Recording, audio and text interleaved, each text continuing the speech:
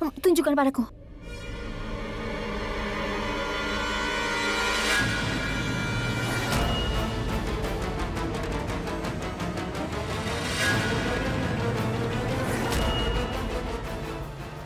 Buku catatanku.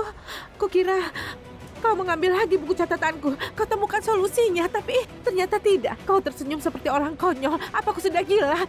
Apa kau sudah hilang akalmu?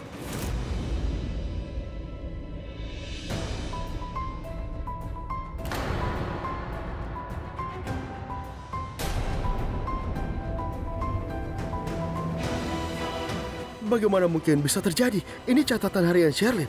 Kenapa ini semua ada di catatan hariannya? Ini ada yang aneh. Ada yang tidak beres. Aku tahu. Aku juga tidak mengerti ini. Kenapa Sherlyn menulis hal-hal manis seperti ini? Ya, ini tidak mungkin. Lihat ini. Lihat apa yang dia tulis. Ini adalah dansa terbaik dalam hidupku. Aku berdansa semalaman dalam pelukan cinta hidupku.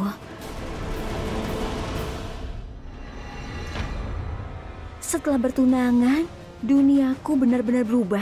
Aku mendapat pasangan hidup seperti Risa. Ya Tuhan, ternyata Risa telah menerimaku. Aku adalah gadis paling beruntung di dunia ini. Keluarga Lutra sudah jadi keluargaku sekarang. Kita mengadakan pesta malam ini. Kita semua sangat menikmatinya. Karena catatan harian yang dipegang keluarga Lutra sekarang bukan milikmu. Itu terlihat seperti milikmu, tapi itu bukan bukumu. Buku itu adalah bukuku yang aku buat semalam. Dan si payakaran itu sudah tidur. Dan pada saat itu, aku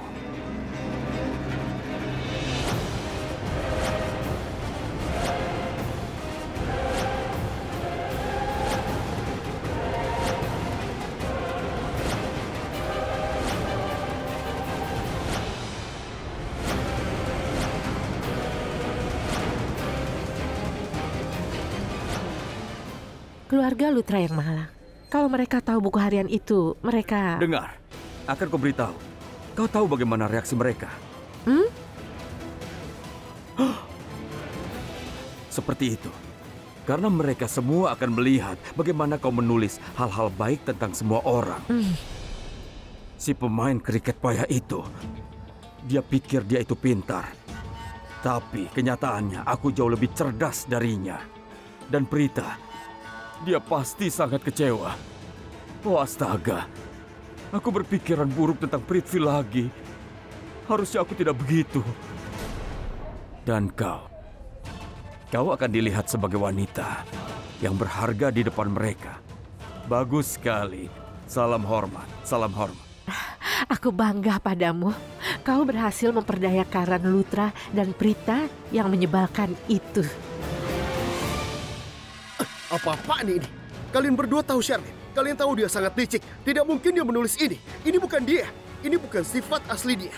Aku tidak percaya. Semua yang ditulis ini salah. Ya kan? Karan, sudahlah. Tidak apa bagaimana.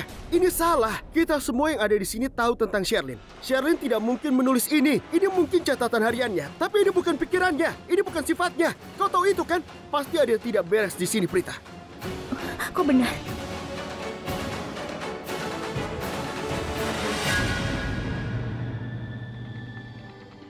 Namanya Sherlyn. Dia ingin bertemu dengan Dokter Sima dan dia sudah membuat janji dengan dokter pukul 1.30.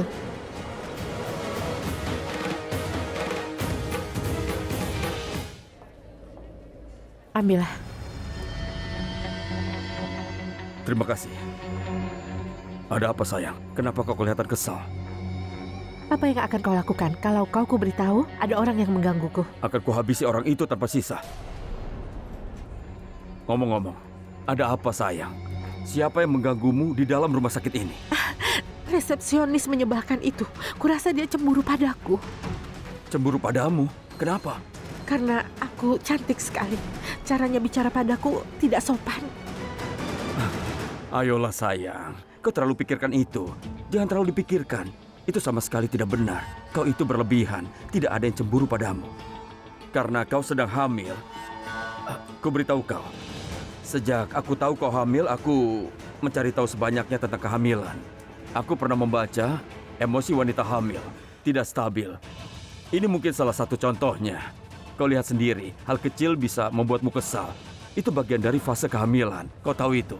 Kau jangan terlalu tegang. Kita sekarang harus fokus bagaimana bisa keluar dari situasi ini. Dan aku ingin kau kembali ke kondisi emosionalmu sebelumnya. Ya, ini minumlah dulu. Nona Sherlyn, dokter sudah siap. Dia menunggumu. Baik. Tidak usah. Kita masuk.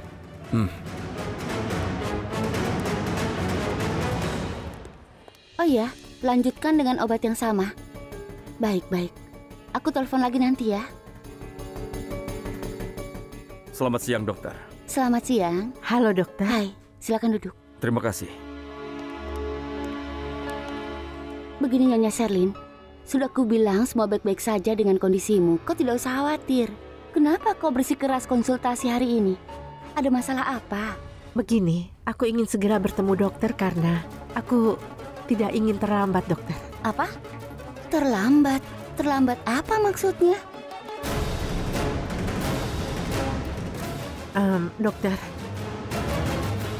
aku tidak mau bayi ini. Maksudku, aku mau aborsi. Sherlyn, aku seorang dokter, tapi aku juga wanita. Aku sudah praktik sebagai dokter bertahun-tahun. Sebagai dokter, aku sudah hadapi banyak wanita. Semuanya punya selera atau pilihan berbeda-beda. Tapi saat mereka dengar detak jantung janin bayinya pertama kali, reaksi mereka semuanya sama. Mereka diliputi kebahagiaan. Sensasi memiliki bayi dalam kandungan itu luar biasa, Sherlyn. Dan itu semua diharapkan pada wanita. Sherlyn, semua wanita punya perasaan yang sama saat mengandung. Maksud dokter? Maksudku, kalau ada orang yang memaksamu untuk aborsi, cepat beritahu aku. Aku adalah dokter. Dokter, kenapa dokter bilang begitu? Karena aku bertemu dengan tunanganmu kemarin. Sejauh yang ku tahu, keluarga Lutra hanya punya 3 putra. Samir, Karan, dan Risab. Risab putra tertuanya. Dia bersamamu kemarin. Aku melihatnya bersama keluarga Lutra kemarin kan? Lalu kenapa pria ini ada bersamamu sekarang? Sherlyn, kau sendiri yang memintaku jangan memberitahu keluarga Lutra tentang kehamilanmu ini kan? Karena kau ingin memberitahu Risab dulu. Sherlyn, kalau kau mengandung bayi Risab, kenapa kau mau mengaborsi bayinya? Sherlyn, ini lebih membingungkan dari kelihatannya. Aku minta kau jangan rahasiakan apapun. Katakan yang sebenarnya tanpa ada rahasia, Sherlyn. Katakan kalau ada yang memaksamu melakukan aborsi, aku akan membantumu. Aku akan membantu mempertahankan kandunganmu dan tidak ada yang boleh menggugurkan kandungan itu. Kalau kau mau bantu, bantu dirimu sendiri. Kau tahu caranya. Dengan diam dan jangan banyak bicara. Dari tadi aku sudah dengarkan ocehanmu dengan sabar. Kau tidak perlu menuduhku tanpa alasan, dokter. Dan kau jangan anggap aku seolah aku orang jahat. Dan aku beritahu ya, kalau sampai aku hilang kesabaranku, diam kau. Kenapa kau ini? Kau diam saja mendengar omong kosongnya. Kau tidak bisa bicara. Kau tidak mau. Kau diam saja seperti orang pasrah. Apa yang ingin kau buktikan? Kau orang baik dan aku orang jahat. Hah? Kau ini mau bilang apa dengan dokter? Apa kau mau bilang kalau semua ini salahku? Aduh, kau hentikan. Cukup dengan argumen ini. Ini rumah sakit, bukan rumah kalian. Jangan berteriak lagi sekarang. Pergi dari sini dan keluar. Oh, ini rumah sakit ya? Aku tidak tahu itu. Dari caramu mengoceh tadi, kukira ini adalah pasar. Ini lebih cocok jadi pasar daripada rumah sakit. Kenapa kau bicara omong kosong? Diamlah. Petugas! Untuk apa kau memencet bel Prithvi. itu? Kau itu berpendidikan. Apa kau tidak Sudah, berpikiran? Hah? Kalau seorang wanita Prithvi, ditemani ayo kita pria keluar. untuk melakukan aborsi, apa itu dilarang? Hah? Kenapa tidak dibolehkan? Petugas. Ayo katakan. Ayo Maafkan katakan. aku, dokter. Hei, lepaskan. Keluar, Pak.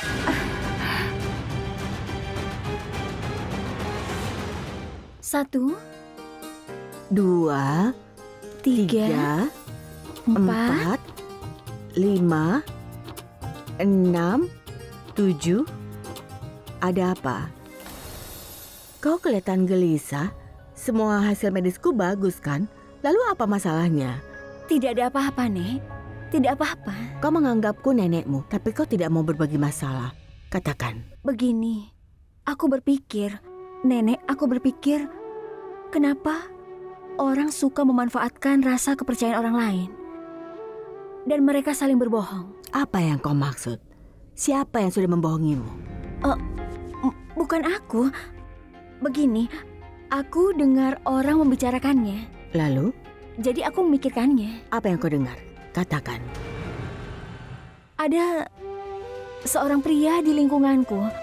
Dia itu mau menikah. Ada yang bilang kepada aku kalau tunangannya punya hubungan gelap dengan orang lain. Aku tidak mengerti, Nek. Kalau dia mencintai orang lain, kenapa dia mau menikahi pria yang di lingkunganku itu? Kenapa dia tidak menikahi pria yang dia cintai? Lalu kenapa dia membohonginya? Kau kenal kekasih gelapnya? Aku rasa nenek mengenalnya. Apa dia orang yang baik? Dia seperti orang yang baik. Seberapa baik? Cukup baik. Cara bicaranya itu sopan, dia dari keluarga yang terpandang, dan dia memperlakukan baik semua orang. Dan dia tidak sombong dengan kekayaannya. Dia juga selalu tersenyum. Kadang ada saatnya orang jahat kepadanya, dan mereka berusaha menuduhnya sembarangan. Dan dia tidak pernah merasa marah, seolah dia menerimanya sebagai bagian dari hidupnya. Dan dia itu orang yang sangat positif, dan cara bicaranya itu baik. Dan aku juga tidak melihat kekurangannya. Dengar, bilang pada tetanggamu itu, jangan menikahi gadis itu. Karena kekasih gelapnya orang yang berbahaya. Kekasihnya? Kenapa, Nenek? Dengar, nak. Orang yang terlalu banyak senyum, ada sesuatu yang disembunyikan. Dengar, tidak ada manusia normal yang selalu baik setiap saat. Emosi manusia pasti berbeda-beda.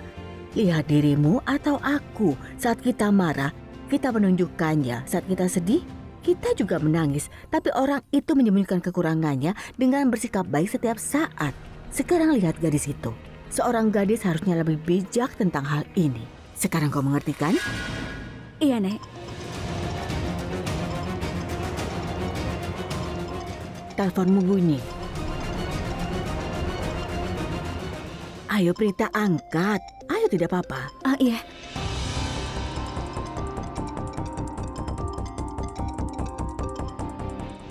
Halo? Di mana kau? Kalau kau masih lama, aku sendiri saja. Tidak. Aku hampir selesai. Waktumu 5 menit. Kalau lebih, aku akan pergi duluan. Tidak, jangan pergi sendiri. Aku sudah bilang aku akan ke sana. Sudah selesai. Dengar aku, 5 menit atau aku pergi. Oke? Dah. Apa itu, Karan?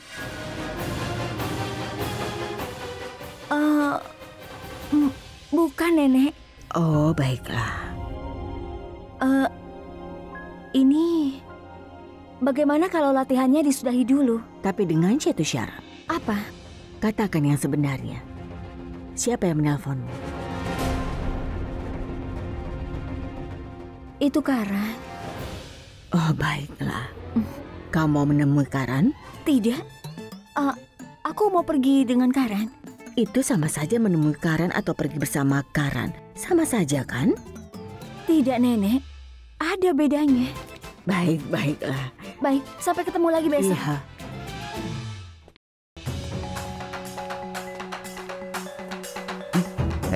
Kau sedang apa di sini? Ayo ikut aku. Kemana? Kenapa? Aku ada tugas. Aku tidak mau lakukan apapun. Kau pergi saja. Kau tidak apa-apa kan? Iya. Kenapa? Kau tidur nyenyak semalam?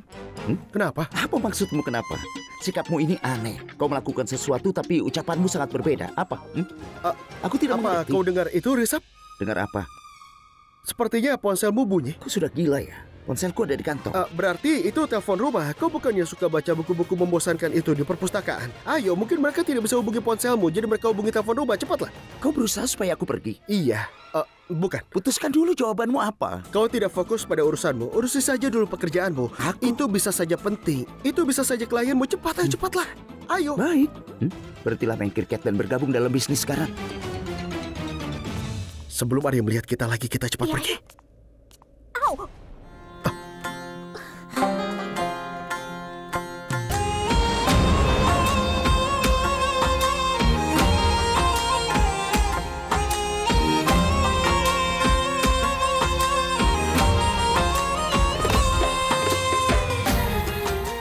Sebelumnya aku pernah bilang matamu bisa membuatku terpesona. Tidak. Tidak? Aku pasti pernah bilang senyummu bisa menerangi ruangan ini. Tidak. तू हीर में merayu ribuan gadis sebelumku. Tapi kau masih saja belum pintar. Apa maksudmu? Maksudku kau itu orang yang baik sekali, Karen. Dan kau juga tampan. Apa kau tidak menyukaiku? Rambutku, mata besarku, antingku. Apa kau tidak menyukai semuanya? Kalau aku...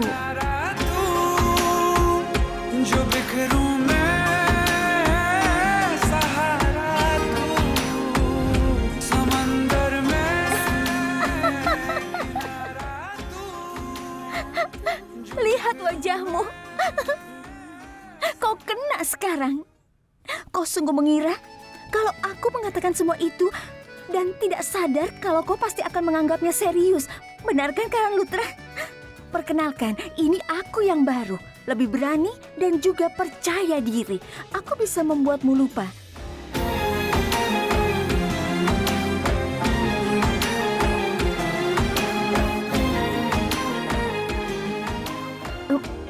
Ayo, kita tertunda cukup lama. Cepat, kita pergi dari sini.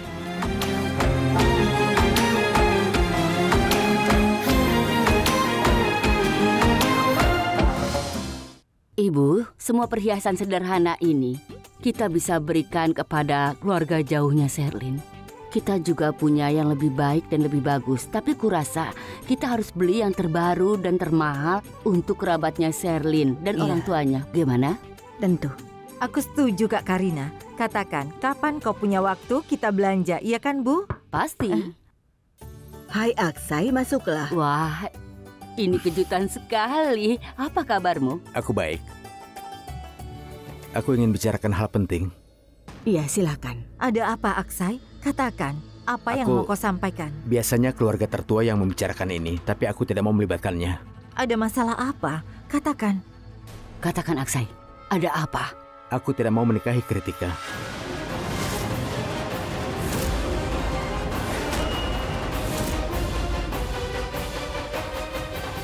Ini mendadak sekali, Nak. Kenapa begitu? Apa kalian berdua sedang bertengkar? Iya, Aksai. Katakan, apa kalian bertengkar? Sudah kubilang. Aku di sini menyampaikan keputusanku. Dan aku tidak mau melibatkan orang tuaku. Aksai, ini keputusan yang besar. Pasti harus ada alasannya. Ini menyangkut hidup kita. Aksai, apa kau sedang bertengkar dengan Kritika? Tidak, Nenek. Bukan itu masalahnya. Lalu, apa masalahnya? Ini keputusan yang benar. Pasti ada alasannya. Jadi saat aku di Dubai, aku menyadari kalau banyak acara diadakan di rumah kalian dan rumah teman-teman kalian. Pertandingan kriket, perayaan Holi, pesta. Aku lihat semua fotonya. Seluruh keluarga terlihat senang. Semuanya bahagia. Hal positif dari sebuah foto adalah foto itu bisa lebih jujur daripada perkataan. Jadi itulah kesimpulannya. Tapi alasan kebahagiaan itu adalah Rishabh dan Sherlyn, Prita, dan Prithvi. Sebenarnya apa maksudmu? Kau mau membatalkan ikatan ini hanya karena ada acara itu? Tidak, Bu Lutra. Justru kalian semua membuatku mengambil keputusan ini. Karena kami? Prita penting, Rishabh penting. Apa aku tidak cukup penting? Iya, aku serius. Aku perhatikan tidak ada yang membicarakan pernikahanku. Setelah Rishabh, giliran Karan. Lalu setelah itu Samir. Aku tidak bisa menunggu 10 tahun lagi untuk menikah. Karena itu aku kemari ingin agar kalian mengerti betapa tidak sabarnya aku untuk menikah. Dan menurutku itu darurat. Aksai, kau membuat kami takut. Kau kecewa karena hal-hal kecil begitu? Yang benar saja, Nak. Aku serius, Aksai. Aku hampir kena serangan jantung. Aku bingung, kau begitu mencintai Kritika. Bagaimana kau bisa memutuskan hal ini? Begini saja, kalau nenek tidak segera menikahkan aku, kita ambil posisi Rishabh dan Sherlyn saat mandap. Aku tak peduli apa kata semua orang. Aku harus menikahinya. Itu manis sekali. Aku sungguh minta maaf, Nak. Aku ada rencana akan kuhubungi pendeta secepat mungkin. Dan akan kupastikan tanggal pernikahanmu dengan Kritika. Aku senang sekali. Kalau aku diizinkan, bolehkah aku menemui calon... Tidak. Kami tidak akan mengizinkanmu. Tunggu. Aduh. Kau sudah membuat kami kaget. Jantungku lemah. Bagaimana kalau aku kena serangan jantung, Maaf, Nenek, aku tidak akan mengulanginya. Baiklah. Permisi. Sampai nanti. Kak Aksai. Aku mencintaimu, Kritika. Jujur, aku temui mereka karena aku ingin membatalkan ikatan kita. Tapi aku tidak bisa. Karena aku begitu mencintaimu. Tapi karena kau tidak cukup memberikan perhatian pada hubungan kita, tidak apa-apa, aku memaafkanmu. Tapi ingat ini, aku tidak akan memaafkanmu lain kali. Aksai, dengarkan aku. Yang kau pikir itu... Kau tidak perlu jelaskan. Aku tetap mencintaimu. Alasan itu sudah cukup untuk memaafkanmu. Dan sejujurnya, aku suka saat kau mengucap cintamu padaku. Saat kau memintaku tidak membatalkan pernikahan kita. Kadang lucu, bagaimana kebohongan bisa membuat hati kita damai. Katakan, apa aku salah? Aku hanya ingin kau menjadi milikku. Apa salahnya itu? Ya, aku memang posesif. Dan itu tidak akan berubah. Jadi kau yang harus berubah, atau carilah orang lain untuk dirimu. Tapi ingat satu hal, aku sangat mencintaimu. Aku ingin kita segera menikah. Dan aku takut, bagaimana kalau aku kehilanganmu? Tentu, Aksai. Tapi ku harap kau tidak akan marah, kan? Tidak. Aku tidak apa-apa. Tapi ingat sayangku, jangan pernah mendekat ke pria lain lagi. Aksai, aku... Sudah aku bilang, jangan menjelaskan. Turuti saja aku.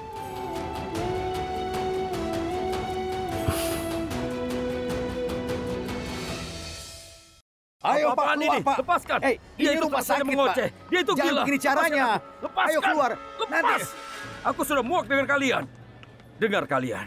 Aku akan menuntut kalian dengan pencemaran nama baik. Apa kalian mengerti? Kalian itu pecundang. Dengar ya, pencemaran itu sama dengan fitnah. Akan kutuntut kalian berdua dan juga rumah sakit ini. Si dokter itu juga akan kutuntut sekalian. Dia telah menuduhku. Ini bukan rumah sakit. Ini rumah sakit jiwa. Siapa orang itu? Dari planet mana dia? Mentalnya sudah tidak seimbang. Harusnya dia diperiksa dirinya ke rumah sakit jiwa. Dokter, sudahlah. Bersikaplah profesional. Untuk apa komentar seperti ini? Sudah lupakan. Dia itu marah. Karena itu, dia berteriak-teriak. Dia bukan gila. Dia itu pengusaha sukses. Aku bisa saja ke dokter manapun. Tapi tidak. Aku mendatangimu. Karena aku mulai percaya padamu. Aku yakin antara dokter dan pasien harus ada saling percaya. Jadi sebaiknya kau juga percaya padaku.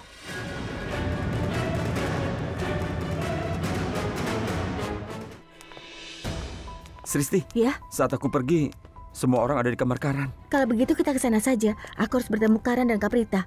Ya, silakan saja kau pastikan. Ya. Samir, kau tahu di mana kaos biruku? Kaos biru? Aku tahu di mana kaos biruku, tapi dari mana aku tahu kaos biru Paman? Kenapa? Ada masalah apa dengan pengetahuan umummu? Apa hubungannya pengetahuan umumku dengan ini, Paman? Bibi Raki pasti tahu semua tentang Paman, kan? Dia tahu apa makananmu, pakaianmu, lalu bagaimana aku tahu itu? Paman lucu sekali. Kau benar. Bagaimana kau tahu? Kau selalu sibuk dengan urusan kantor. Bagaimana kau bisa tahu? Dasar payah. Kenapa kau tidak bertemu Pak Merah hari ini? Paman, kepalaku sakit. Maksudku perutku sakit. Baik. Jadi kau bahkan tidak ingat ada masalah apa. Apa yang membuatnya sibuk belakangan ini? Kau tahu, Sristi? Kurasa dia punya hubungan dengan orang lain. Dia punya hubungan gelap. Lihat wajahnya memerah. Itu lihat. Wajahnya memerah begitu. Pasti ada sesuatu yang disembunyikan olehnya. Itu tidak benar, Paman. Apa maksud Paman? Aku sama sekali tidak mengerti itu. Jadi kau sungguh tidak mengerti? Iya. Kau tidak punya hubungan gelap? Dan tentu saja aku akan senang kalau kau punya kekasih. Aku pamanmu, tapi kalau kau tidak punya hubungan gelap, tidak apa-apa. Ayo, kita bekerja. Kita ambil berkas Pak Merah. Paman duluan, nanti aku menyusul. Tunggu, Samir. Apa aku tidak salah dengar? Kau punya hubungan gelap? Kau tidak pernah cerita tentang gadis itu. Siapa namanya? hubungan itu baru akan dimulai. Dan kau akan jadi orang pertama yang tahu namanya. Benarkah? Samir, ayo. Iya, Paman.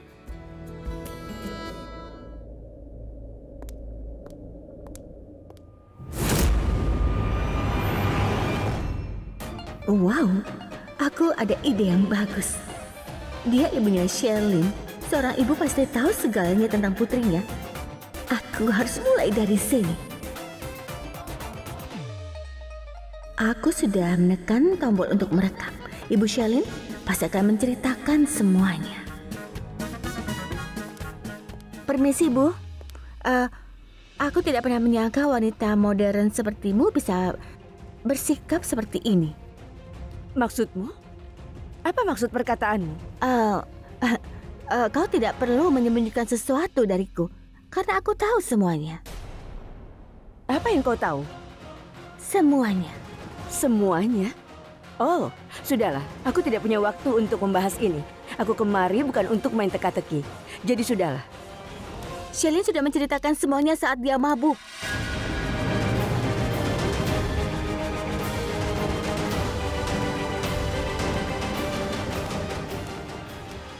Bahkan, Sherlyn menunjukkan fotonya bersama dengan Prithvi. Sherlyn dan Prithvi terlihat sangat serasi. Itu benar kan, Bibi?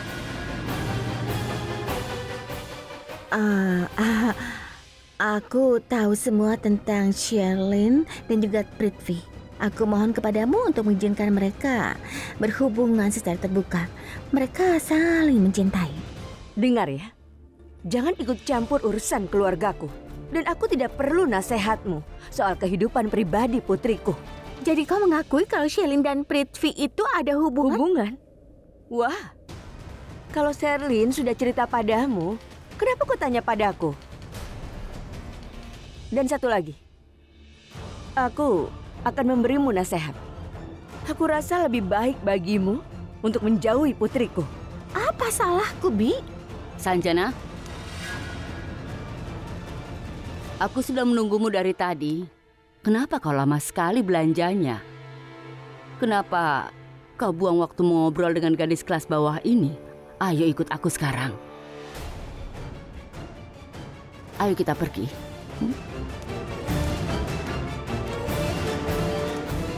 Samir, sini. Apa kau tahu, Ibu Sherlyn mengakui kalau Sherlyn dan Prithvi itu saling mencintai. Apa katamu? Iya, aku merekam semuanya. Kita punya bukti yang kuat. Ayo. Ayo lakukan. Ayo.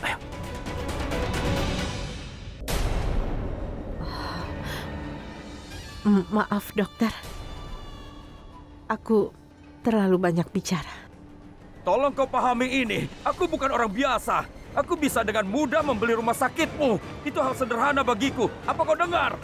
Kalau kau tidak bisa mendengar, akan kusediakan mikrofon. Ada apa ini? Kenapa kau buat keributan? Aku peringatkan kau ya.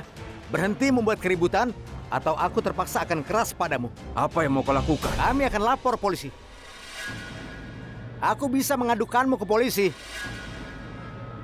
Mau aku telepon polisi? Tunggu dulu. Pertama-tama, tolong katakan namamu. Abhishek. Baiklah, Abhishek. Aku tidak melakukan apapun. Dokter di dalam itu, Dokter Sima Parekh. Dia bicara tidak sopan padaku. Aku duduk dengan tenang, tapi dia menghinaku. Shh.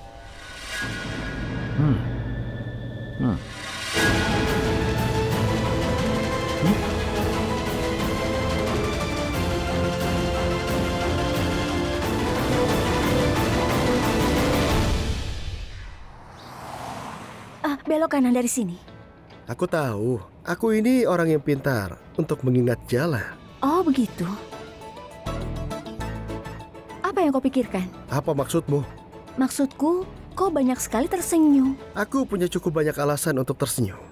Kau tidak tahu bagaimana aku robek catatan harian itu. Aku kira semua sudah berakhir. Kita tidak bisa dapatkan apapun. Tapi Prita Aurora, terima kasih banyak. Kau sudah memberiku kabar bahagia. Maksudku, kabar tentang Sherlyn. Membuatku senang. Saat aku di rumah sakit, Mereka memintaku menandatangani registrasi untuk mengambil hasil cek nenek. Jadi secara tidak sengaja, aku mengambil daftar pasien kehamilan. Aku lihat tanda tangan Sherlyn ada di situ. Bukan hanya itu, kutunjukkan foto Sherlyn pada resepsionis dan bertanya kepadanya, apa itu gadis yang menandatangani daftar pasien? Resepsionis itu memastikan tanda tangan itu milik Sherlyn dan dia ada konsultasi dengan dokter kandungan. Maksudku, kau sudah tahu yang sebenarnya. Kita hanya harus membongkar mereka sekarang. Dan kupastikan padamu, kedok Sherlyn dan Prithvi sebentar lagi akan terbongkar. Kita buat mereka menanggung akibat sudah macam-macam dengan kita. Pernikahan Rishabh dengan Sherlyn akan dibatalkan. Dan kau juga tidak akan menikah dengan Prithvi. Ya. Katakan padaku, setelah pernikahannya dibatalkan, Rishabh akan terus lanjutkan hidup. Dan apa yang akan kau lakukan? Apa? Apa Maksudku, maksudmu? saat seseorang sudah melewati masa yang sulit, dia akan melupakan semua dan memulai babak baru. Mereka mulai kembali. Lalu, apa yang akan kau lakukan? Aku hanya ingin tahu.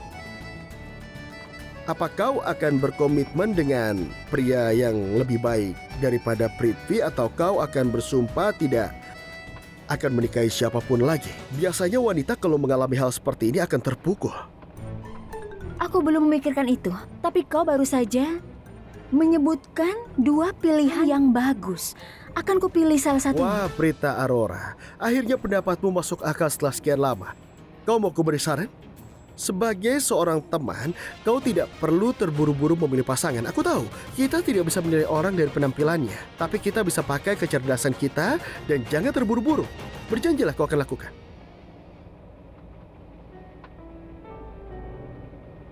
Aku janji. Kalau ada situasi seperti itu lagi, aku tidak akan terburu-buru. Akan kupilih dengan hati-hati. Itu baru gadis pintar. Karan? Karan? Karan pergi kemana dia? Kurasa ada di toilet. Karan, Sristi punya kabar penting untukmu. Diam. Karan, aku punya rekaman yang membuktikan Ibu Sherlyn tahu sesuatu tentang Sherlyn dan juga Prithvi. Benar. Apa kau mau dengar? Karan! Karan! Ada apa dengannya? Dia tidak merespon. Sebaiknya aku periksa. Hei, tunggu. Apa kau lakukan, Sristi? Tunggu. Kau mau kemana? Bagaimana kalau Karan sedang memakai baju ulang tahunnya? Baju ulang tahun? Memangnya sekarang ulang tahunnya? Ya, cepat. Beri selamat padanya. Ayo cepat. Baiklah kalau begitu. Tunggu. Mau apa lagi? Kok ini payah ya? Ayolah, berpikirlah dulu. Bagaimana kalau Karan tidak memakai apa-apa? Kau mengerti kan maksudku? Hah? Kau mengerti kan? Baiklah, kalau begitu kau saja yang periksa. Kau yakin? Kau saja kalau kau mau. Sudah sana. Dia baik sekali. Dia begitu menghargai seorang perempuan. Aku suka. Dengar baik-baik, Sherlyn. Aku bisa menyimpulkan, ada yang memaksamu mengaborsi bayi itu kan? Kau terlihat putus asa. Dan pria yang bersamamu aneh sekali. Pasti ada yang tidak beres kan? Maafkan aku, tapi aku tidak bisa membantumu untuk aborsi. Kalau aku mengaborsi kandunganmu dan ada seseorang dari keluarga Lutra tanya padaku, lalu apa yang harus kujawab? Aku mau kau mengajak tunanganmu untuk datang kemari dan aku mau tahu pendapatnya. Kalau dia juga mau mengaborsi bayi itu, aku akan membantumu juga. Jadi kau tidak usah khawatir padaku. Tapi untuk itu, kau harus meminta izin seseorang dari keluarga Lutra terlebih dulu. Kalau tidak, mereka bisa menuntut rumah sakit ini. Aku bisa saja melakukan aborsi atau permintaan Prithvi, tapi dia seperti orang gila. Kau lihat kan? Dokter, sudahlah. Jangan pikirkan tentang ayah dari anak ini. Pikirkan aku. Aku belum siap untuk mempunyai anak. Aku tidak bisa melahirkan dia, dok. Dokter, aku belum mencapai apapun dalam hidupku. Aku baru mendapatkan proyek penting. Dan aku harus fokus untuk itu. Aku harus bekerja keras. Kau bilang selain menjadi dokter, kau juga adalah seorang wanita. Kalau kau seorang wanita bisa melakukan sesuatu yang penting dan bisa mengubah masa depannya, apa dia harus dibebani tanggung jawab anaknya? Aku belum siap untuk itu. Hidupku bisa berantakan karena anak ini. Tentu saja aku mau menjadi ibu suatu saat nanti. Aku suka anak-anak. Tapi aku ingin mencapai sesuatu dalam hidup. Ini bukan saat yang tepat untuk memiliki anak. Baiklah.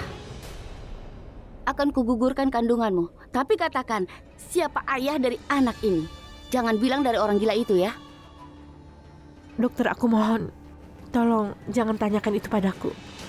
Aku hanya bisa bilang dia sudah banyak membantuku. Baiklah, Kalau begitu akan kulakukan proses aborsi secepat mungkin.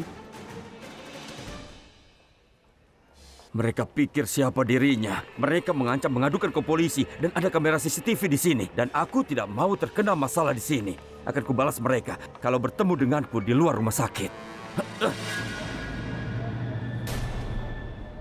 Petugas tidak tahu diri ini terus menggangguku. Dia terus mengawasiku. Seolah aku ini teroris. Semua orang di sini sikapnya kurang ajar.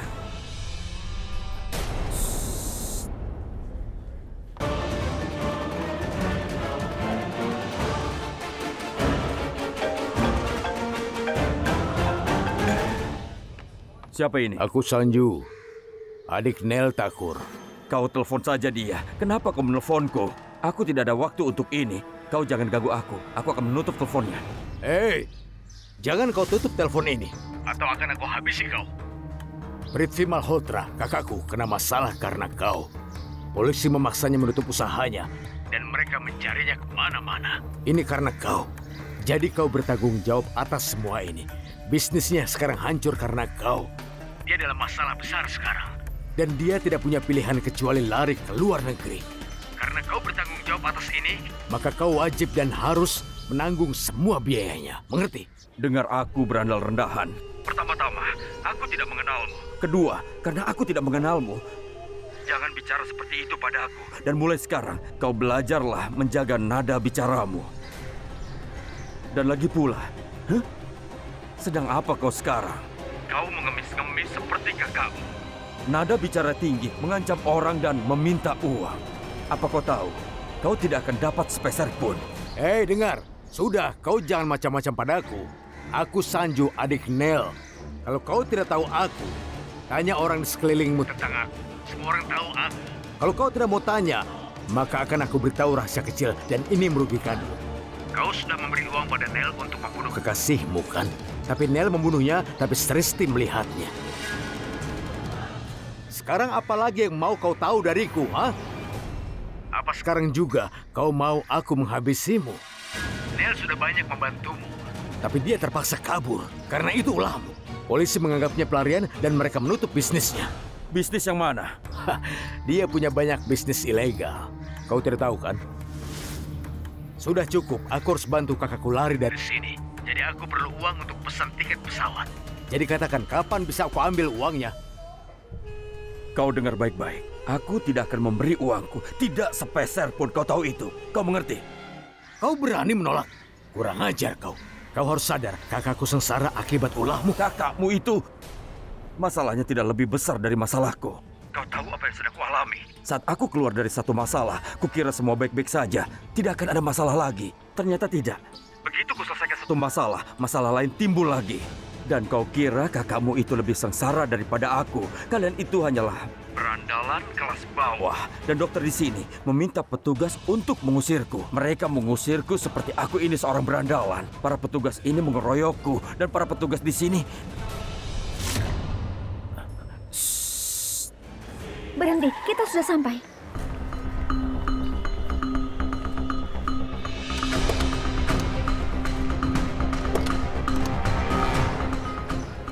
Ayo cepat. Ayo, apa lagi? Selendangku tersangkut, kau tidak lihat? Iya, tunggu sebentar. Kau selalu terburu-buru. Pelan-pelan saja. Ini. Ayo cepat.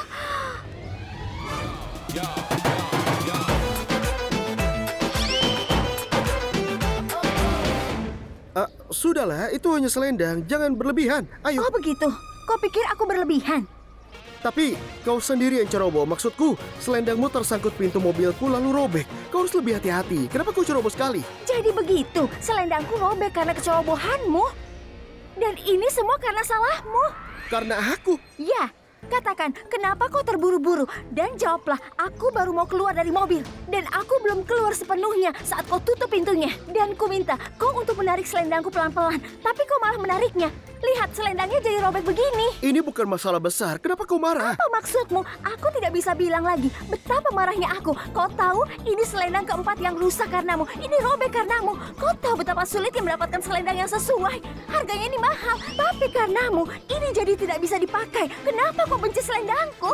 Dan ini seringkali terjadi karenamu. Ya, baiklah. Tapi kau tidak perlu bohong. Maksudku, kenapa kau bilang padaku kalau aku merusak 4 selendangmu? Seingatku aku hanya merusak 3. 3-nya selalu di luar rumahmu. Satu lagi terjadi di rumahmu, bahkan di kamarmu. Aku ke sana untuk membantumu karena pundakmu kaku. Lalu kekasihmu datang saat itu. Kau memintaku untuk pergi dari situ. Saat aku berbalik badan, selendang merah mudaku yang bagus tersangkut di lemarimu. Dan bisa kau bayangkan, dia robek begitu saja. Lalu kenapa? Itu bukan hal besar. Kenapa kau memarahiku? Akan kubelikan kau 12 selendang, bukan hanya 4. Agar kau tidak akan pernah marah lagi padaku. Lupakan saja. Aku tidak mau selendang darimu. Aku hanya ingin kau jauhi selendangku dan jangan sentuh itu. Jauhi selendangku.